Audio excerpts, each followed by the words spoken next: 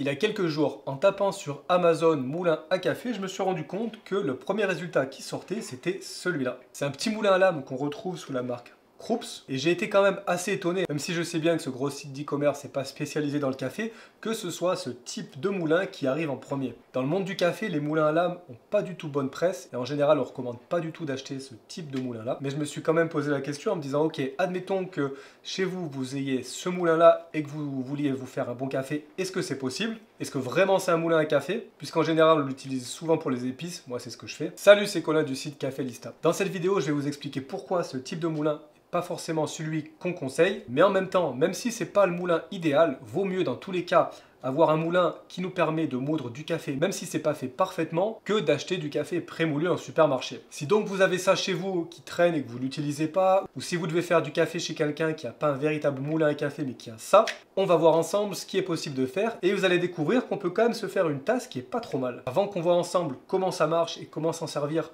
pour pouvoir moudre correctement, deux petits mots d'explication sur pourquoi ce type de moulin à lame n'est pas recommandé. Alors vous l'avez vu ici, on a seulement une lame, un bouton pour le mettre en marche, on n'a pas de réglage de taille de mouture, pas de réglage de vitesse. L'inconvénient de ce type de moulin, c'est qu'on va pas avoir une mouture homogène. En fait, quand on va moudre, on va se retrouver avec des gros morceaux de café, des morceaux très fins, des morceaux qu'on appelle fines qui sont très petits, presque microscopiques. Et ce qui va se passer quand on a une mouture comme ça, c'est qu'on va avoir une extraction qui est pas du tout homogène. On va avoir d'un côté du café qui va être trop extrait, de l'autre côté pas assez extrait.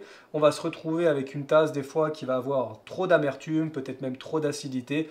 Ce sera en général pas très bon. L'autre souci qu'on retrouve avec ce moulin, c'est que la lame va tourner très vite et que ça va avoir tendance à trop chauffer le café à l'intérieur. Ce qu'on recommande à la place, c'est un moulin à meule. Alors soit à meule conique ou à meule plate. Je ne vais pas rentrer ici dans les détails des différences, mais ça va justement nous permettre d'avoir une mouture beaucoup plus homogène, de pouvoir choisir aussi la taille de mouture, puisque vous le savez peut-être, mais une mouture pour cafetière à piston est différente d'une mouture pour cafetière filtre ou pour cafetière italienne, et les résultats sont bien meilleurs. Cela dit, pour moi, il est même préférable d'utiliser ça que d'utiliser du café prémoulu, parce que même si ce ne sera pas homogène, le résultat sera quand même meilleur que du café qui traîne dans un sachet depuis des mois, et qui en plus a été déjà moulu, donc a perdu énormément de ses arômes. Et je vais vous expliquer ici 3 astuces pour pouvoir utiliser ce type de moulin et avoir le meilleur résultat possible en tasse. Et puis un autre petit avantage avec ce moulin, neuf, on peut le trouver autour de 24-25 euros. Dans une brocante ou d'occasion, j'imagine qu'on peut trouver ça pour quelques euros. Si donc vous avez envie de vous faire un meilleur café et que vous n'êtes pas trop sûr, ça vaut le coup de commencer, pourquoi pas, avec ça, tout en gardant à l'esprit les limites que le moulin à lame va avoir. L'erreur principale qu'on a tendance à faire avec ce moulin, c'est à garder le doigt appuyé ici pendant trop longtemps. Et voilà ce qui se passe.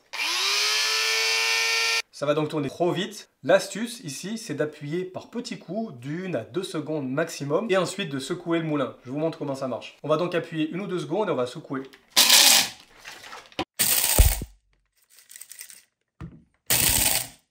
Vérifiez de temps en temps où en est votre mouture. Vous allez enlever ici le couvercle. Là, c'est encore trop gros. En général, au bout de 15 à 20 fois, on devrait commencer à avoir une mouture qui s'approche de ce qu'on veut pour par exemple une cafetière à piston ou un peu plus fin, une cafetière filtre.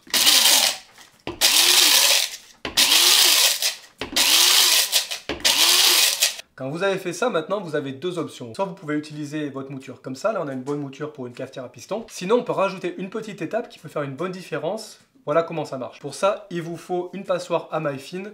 En faisant quelques tests, je viens de casser la mienne, j'ai plus ici de manche, mais ça fonctionne quand même. On va passer le café à l'intérieur, on va regarder que les gros morceaux.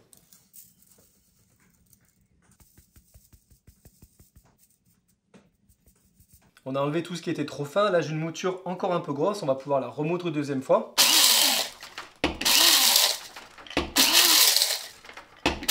Et voilà, c'est bon, je viens de passer la mouture une deuxième fois avec le moulin, je ne vais pas continuer, je ne vais pas la repasser avec le tamis, ce sera prêt à être utilisé. Ce que vous pouvez faire si vous voulez une mouture plus fine, c'est simplement de continuer à la passer dans le moulin et d'appuyer un peu plus longtemps. Alors c'est un peu plus fastidieux, c'est moins précis, mais avec ça, vous allez quand même pouvoir vous faire un bon café et je suis sûr que vous allez pouvoir sentir la différence avec un café qui a déjà été moulu. Et voilà, c'était l'astuce du jour. N'hésitez pas à les mettre en commentaire vos questions ou vos conseils. Peut-être que vous avez d'autres idées d'utilisation avec ce moulin. Sur ce, moi je vous souhaite une très bonne journée. Je vais aller me faire un café avec la mouture que j'ai ici. Et puis je vous dis à très bientôt.